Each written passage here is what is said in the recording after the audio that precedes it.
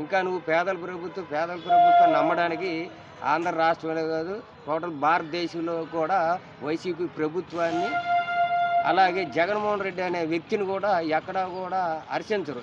నిన్ను ఎవరైనా జగన్మోహన్ రెడ్డి గారిని కానీ, వైసీపీ నాయకులు కొంతమంది మంచివారు ఉన్నారు, ఇంకా మూర్ఖులు లాంటి వాళ్ళు ఉన్నారు. ఏరితే ఒక 20 మంది ఉంటారు ఆంధ్ర రాష్ట్రంలో. వీళ్ళంతా సైకోల్ టైప్.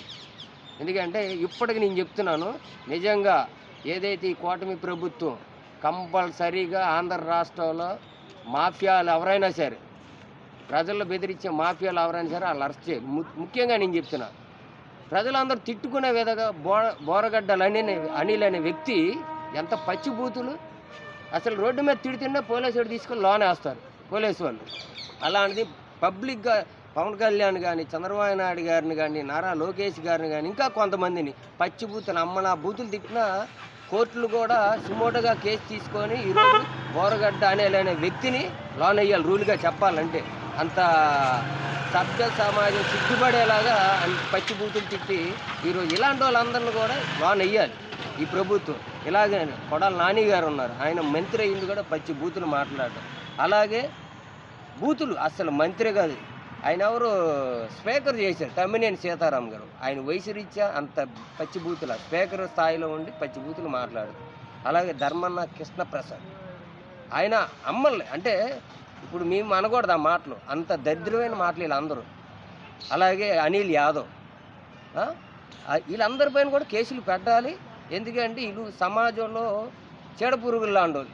ఏంటంటే వీళ్ళ భాషను కానీ రేపటి తరం పిల్లలు తీసుకుంటే ఈ రాష్ట్రం ఏమైపోద్దో తెలియదు. కానీ దేవుడి దయల ప్రజాస్వామ్యం బతికింది అనిపించింది మళ్ళీ ఆంధ్ర రాష్ట్రంలో.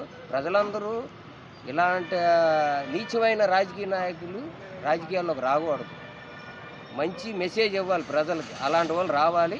ఈ ప్రభుత్వంలో ఆ పరిపాలన మాకు కనిపిస్తుంది.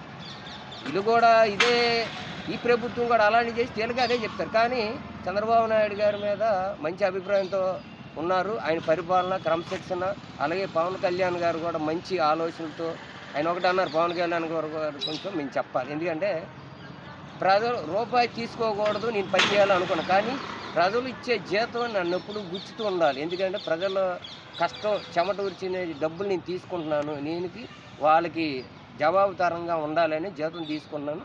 దానికి 100 రెట్లు బయట ఖర్చు పెడతా పేదల కోసం అనే చాలా. అంటే ఈ పాలన చూస్తుంటే మాకు ఆనందం వేస్తుంది. ఇక్కడ పేదవాడు చాలా సంతోషంగా బతుకుతాడు అనే ఆలోచన మాకు కలుగుతుంది. ఇది పేదల ప్రభుత్వం అంటే. ఎందుకంటే ఇప్పుడు ఉన్నదే కూటమి ప్రభుత్వం పేదల ప్రభుత్వం. ప్రజలకి రూపాయి ఏ రకంగా ధనవంతులు చేయాలి, వాళ్ళకి ఏ రకంగా సపోర్ట్ చేయాలనే విధంగా ఆలోచిస్తుంది. కాబట్టి ఇదైనా అసలైన నిజమైన పేదల ప్రభుత్వం. గత ప్రభుత్వం కాలకేయుల ప్రభుత్వం, దాచుకునే టైప్ అయిపోయింది ఆ ప్రభుత్వం. ఇంకా జగన్మోహన్ రెడ్డి గారు అసలు వైసీపీ అనేవాళ్ళు వచ్చి మీడియా ముందు మాట్లాడడానికి కూడా అనర్హులు, రాకూడదు కూడా.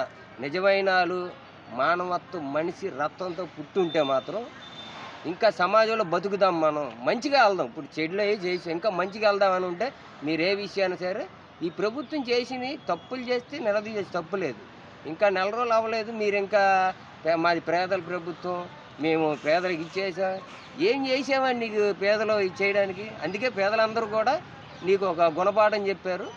ఇదే ఇకనైనా నువ్వు సరిపెట్టుకొని నీకు నెక్స్ట్ ఇంకేమీ లేదు. ఆ కేసులన్నీ తిరగదోడిన తర్వాత మీరు జైలుకి వెళ్ళడం ఖాయం. మీరు వెళ్ళాలి, ఎందుకంటే తప్పు చేశారు కాబట్టి. తప్పు చేసిన వాళ్ళు ఎవరైనా సరే జైలుకి వెళ్ళాల్సిందే. ప్రజల సొమ్ము దోచుకున్నవారు ఎవరైనా జైలుకి వెళ్ళాల్సిందే. ఇలా చేస్తుందని కూటమి ప్రభుత్వాన్ని మాలాంటి ప్రజలు ఆలోచిస్తున్నాం. ఎందుకంటే ఉన్నవాడుకి చుట్టం అయిపోయింది కోర్టు కానీ జైళ్ళు కానీ. అది చిన్న తప్పు చేస్తే తీసుకెళ్ళి లోన్ వేసేస్తారు. ఇన్ని హత్యలు చేసేసి ఇన్ని దోపిడీలు చేసి ఇంకా బయట తిరుగుతున్నారంటే మాకు చాలా బాధగా ఉంటుంది. ఈ కోర్టులు కూడా సుమోటోగా కేసులు తీసుకొని తప్పులు చేసిన ప్రతి ఒక్కరిని కూడా లోన్ వేయాలి.